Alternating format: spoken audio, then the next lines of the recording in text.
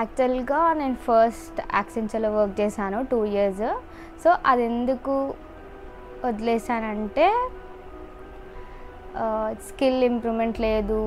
So నాకు యాక్చువల్గా work నచ్చలేదు. సో ఇంకా చాలా ఇయర్స్ అయిపోయింది. సో స్విచ్ అవుదాం జాబ్ అని చెప్పి సో స్విచ్ అయ్యాను.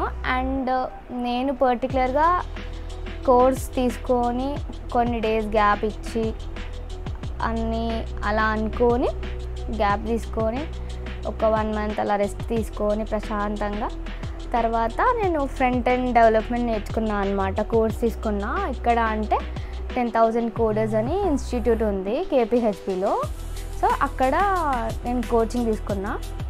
సో అక్కడ ఆన్లైన్ ఆఫ్లైన్ 2 మోడ్స్ ఉన్నాయన్నమాట. మనం ఆన్లైన్ కావాలంటే ఆన్లైన్ క్లాసెస్ కూడా వినొచ్చు, ఆఫ్లైన్ అంటే ఆఫ్లైన్ కూడా వెళ్ళొచ్చు అనమాట. సో వాళ్ళు అక్కడ కోర్స్ ఏమి ఇచ్చారంటే మొత్తం front end HTML, CSS, JavaScript and react. ఇంకా మాకు మధ్యలో SQL క్లాసెస్ కూడా అయ్యాయి, ప్రాబ్లమ్ సాల్వింగ్ క్లాసెస్. సో అన్నీ ర్యాండమ్గా వాళ్ళు అన్నీ కవర్ చేశారు.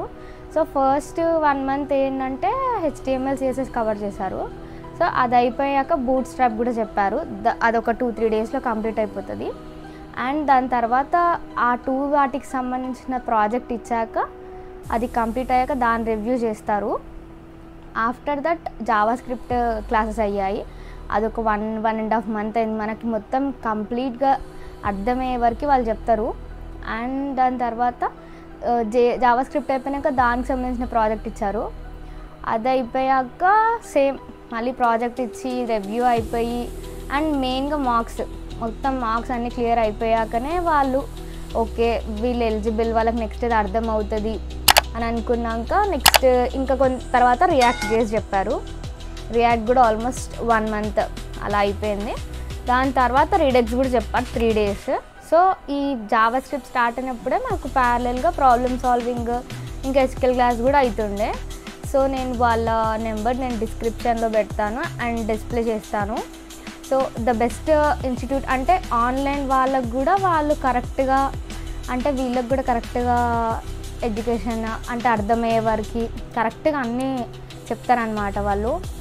అంటే కొన్ని ఇన్స్టిట్యూట్స్ ఏంటంటే వదిలేస్తారు, లేకపోతే ఆన్లైన్ క్లాసెస్ రికార్డింగ్ క్లాసెస్ వినమంటారు. సో అట్లా ఉంటారు కదా. సో వీళ్ళు అలా కాదనమాట. సో అంటే ఇన్స్టిట్యూట్ గురించి చెప్పడం అని కాదు కానీ ద బెస్ట్ అంటే నేను చాలా వేరే కూడా కంపేర్ చేశాను. సో ఇది ఇంకా కొంచెం బెస్ట్ అన్నట్టు అనమాట. సో నాకు అసలు జాబ్ వస్తుందా రాదా అన్నట్టు ఉండే అనమాట ఇన్స్టిట్యూట్ జాయిన్ అయ్యాక. నేను కూడా అప్లై చేస్తుండే. సో నేను ఒక 3-4 వాకిన్స్కి వెళ్ళాను. బట్ అవి ఇంకా రెస్పాన్స్ రాలేదన్నమాట. సో దాని తర్వాత 98th percentile కంపెనీ వాళ్ళు మా ఇన్స్టిట్యూట్కి వచ్చారు. మా ఇన్స్టిట్యూట్కి వచ్చాక వాళ్ళు 2 rounds కండక్ట్ చేశారు. సో 2 rounds కండక్ట్ అయ్యి సెలెక్ట్ అయ్యాక దాని తర్వాత వాళ్ళు బూట్ క్యాంప్ కండక్ట్ చేశారు 15 days. సో ఆ 15 days బూట్ క్యాంప్ కంప్లీట్ అయ్యాక వాళ్ళు ఒక ఇట్లా 3 members react and 3 members node. So వాళ్ళ ఎలిజిబిలిటీ వాళ్ళకి ఎలా కావాలనుకున్నా వాళ్ళు అలా హైరింగ్ చేస్తున్నారు అనమాట. సో ఇప్పుడు ప్రజెంట్ నడుస్తుంది ఏవైనా JavaScript, the front end, Python అది కూడా నడుస్తుంది ఫుల్ స్టాక్. కానీ అంటే ఇదేంటంటే కొంచెం లైఫ్ హోప్ ఫ్యూచర్ ఎక్కువ ఉందన్నమాట దీనికి. సో ఇది బెస్ట్. ఇప్పుడు వీళ్ళు ఇంకా మా ఇన్స్టిట్యూట్ వాళ్ళు ఇంకా నోడ్ బ్యాక్ ఎండ్ కూడా క్లాసెస్ చెప్తున్నారు. ఇప్పుడు మా బ్యాచ్ అయిపోయింది కానీ నెక్స్ట్ బ్యాచ్ నుంచి కూడా చెప్తున్నారు. అండ్ ఇంకా ఇన్స్టిట్యూట్లో ఇప్పుడు సపోజ్ నేను ప్లేస్ కాకపోతే ఇంకా వేరే సపోజ్ జాబ్స్ వచ్చినా కూడా వాళ్ళు మాకు ఇంటిమేట్ చేస్తుండే. అంటే ఆన్లైన్లో ఉన్నాం ఏం చెప్పరు అన్నట్టు కాదు. సో వాళ్ళు టేక్ కేర్ చేస్తుండే అనమాట. మాకు కూడా ఇట్లా వస్తున్నాయి అప్లై చేయండి, వాకిన్కి వెళ్ళండి ఇలా. ఇంకా కమ్యూనికేషన్ క్లాసెస్ కూడా అవుతున్నాయి మెయిన్. సో ఇప్పుడు ఎవరైనా కమ్యూనికేషన్లో ల్యాగ్ ఉన్నారనుకో, సో వాళ్ళకు కూడా చాలా ఇంప్రూవ్మెంట్ ఏమంటారు క్లాసెస్ అవుతుండే. 40 minutes 1 hour క్లాస్ అవుతుండే. సో వాళ్ళు ఇక్కడ ల్యాగ్ ఉన్నా తెలుసుకొని పర్టికులర్గా వీళ్ళకి మాత్రమే పెట్టాలి క్లాస్ అని చెప్పి వాళ్ళకు కూడా పెడుతుండే.